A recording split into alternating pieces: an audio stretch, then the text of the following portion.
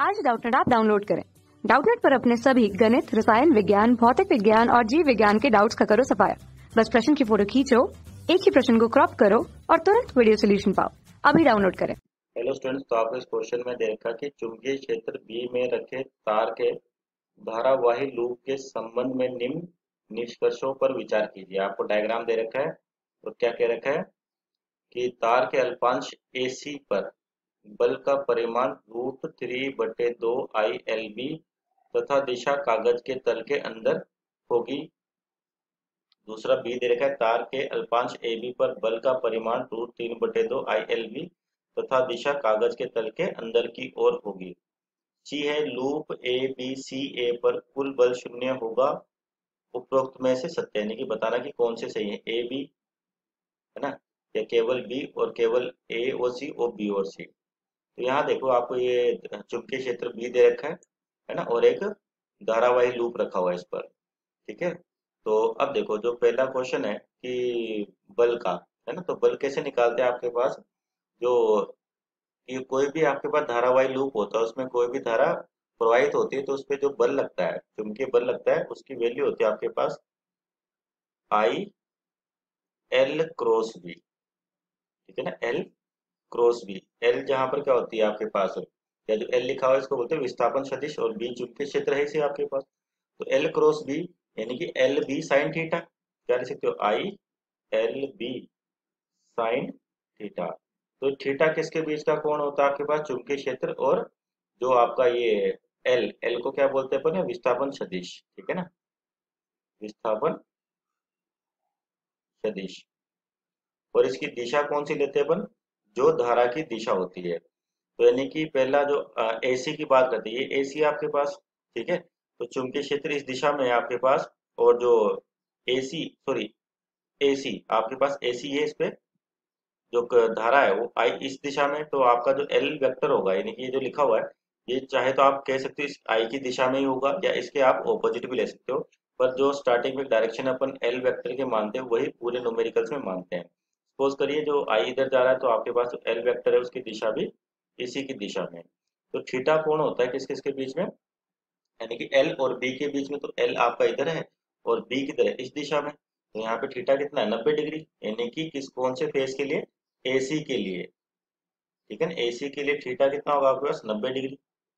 ठीक, तो फोर्स निकालते हैं, बल क्या होता है, ILB। I करंट आपके पास I दे रखा है, L लंबाई कितनी इसकी जो आपको दे रखी है, L तो आपके पास ये है, और ये 30 डिग्री, तो ये जो लंबाई हो जाएगी आपके पास AC की, ये हो जाएगी L cos 30। ठीक है ना, और ये BC की हो जाएगी L sin 30। ठीक है ना, तो यानी कि I L की वैल्यू इस फॉर्म में L की वैल्यू कितनी हो जाएगी, L cos 30, यानी कि cos 30 होता है √3/2 LB। चुंबकीय क्षेत्र B है इसी।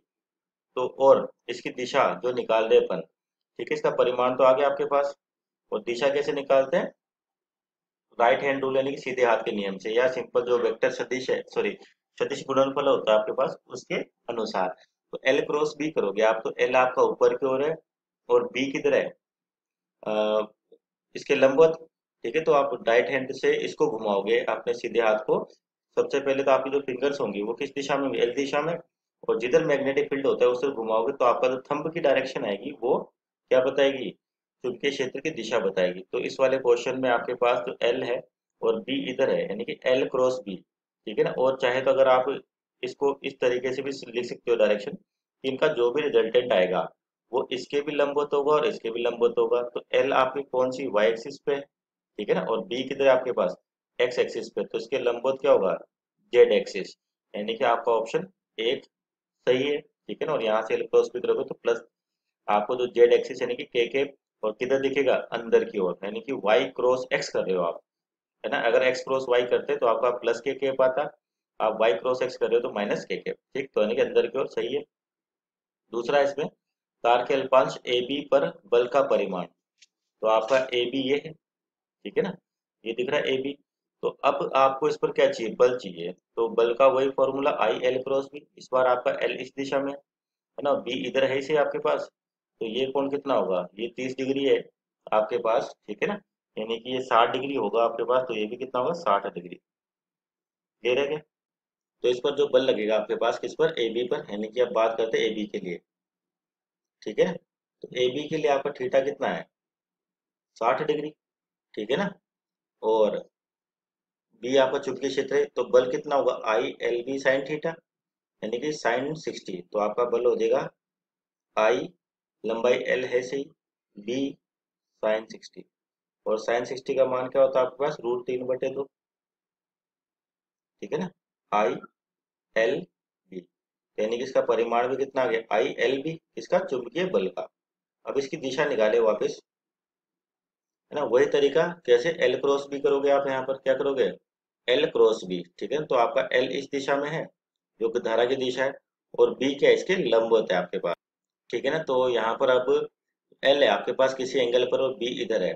ठीक है ना, तो आपका जो एल क्रॉस बी करोगे तो आपको किसी ना किसी दूसरे एंगल पे दिखाई देगा, क्योंकि बी और एल इसके लंबवत जो आपका जो भी रिजल्टेंट इसका आता है वो इन दोनों के लंबवत होता है। ठीक है, तो आपका बी तो इधर है इसी, है ना, लेकिन एल इस दिशा में है, तो आपका जो बी होगा वो कुछ इस दिशा में आएगा आपके पास। तो यानी कि आपका जो इसमें दे रखा है दिशा कागज के तल के अंदर की ओर होगी, तो ये आपका गलत हो गया। परिमाण तो सही है लेकिन दिशा की बात की तो वो गलत हो गया। तीसरा पूछा इसमें, लूप ए बी सी ए पर कुल बल 0 होगा। तो देखते हैं यहाँ पर, ये है आपके पास ए बी, ठीक है ना, ए बी और सी लूप। तो इस पर तो आपका जो बल लग रहा है वो तो आ गया था मैग्नेटिक फोर्स एफ एम अंदर की ओर। ठीक है, इस पर आपका क्या होगा, थोड़ा लंब हो जाएगा इसके, है ना, इस तरीके से। और बी और सी की बात करें तो बी सी पर आपका जो थीटा है, यानी कि जो आई है आपके पास इस दिशा में होगा, है ना, करंट ऐसे प्रवाहित हो रहा है, तो एल की दिशा भी यही होगी, और बी इधर जा रहा है, तो थीटा कितना हो गया, या तो 0 डिग्री कह सकते हो या 180 डिग्री कह सकते हैं अपन। तो स्टार्टिंग में अपन खैर एल की दिशा आई की दिशा में ले रहे हैं, तो यहाँ पे थीटा कितना हो जाएगा बीसी के लिए। तो बीसी के लिए आपके पास जो थीटा हो जाएगा वो कितना होगा, 180 डिग्री। और साइन 180 क्या होता है, 0, यानी कि तीसरे वायर पर जो एफ लग रहा है, सॉरी मैग्नेटिक फील्ड लग रहा है, वो कितना है, 0। सॉरी मैग्नेटिक फोर्स कितना है, 0। ठीक है, अब आपका ऑप्शन क्या था कि कुल बल 0 होगा, तो ये कुल बल तो 0 नहीं होगा आपके पास। क्यों नहीं होगा, क्योंकि ये तो आपके पास यहाँ पे तो बल कितना हो गया, 0। इस वाले तार पे लग रहा है इस दिशा में, है ना, और इस वाले तार पे लग रहा है आपके पास किसी दूसरी और दिशा में। ठीक है ना, तो कुल बल 0 नहीं होगा। तो आपका कौन सा ऑप्शन सही है, केवल जो दे रखा है आपको, तो उपरोक्त में से कौन से असत्य, सॉरी असत्य बताना है, यानी कि आपका केवल ए सही है, तो बी और सी गलत है। तो ऑप्शन नंबर 4 इसका राइट आंसर होगा। Okay, thank you. कक्षा 6 से 12वीं से लेकर नीट, IIT, JEE वो एडवांस के लेवल तक 1 करोड़ से ज्यादा छात्रों का भरोसा। आज ही डाउनलोड करें डाउटनेट ऐप या व्हाट्सएप करें अपने सारे डाउट्स 8400 400 400 पर।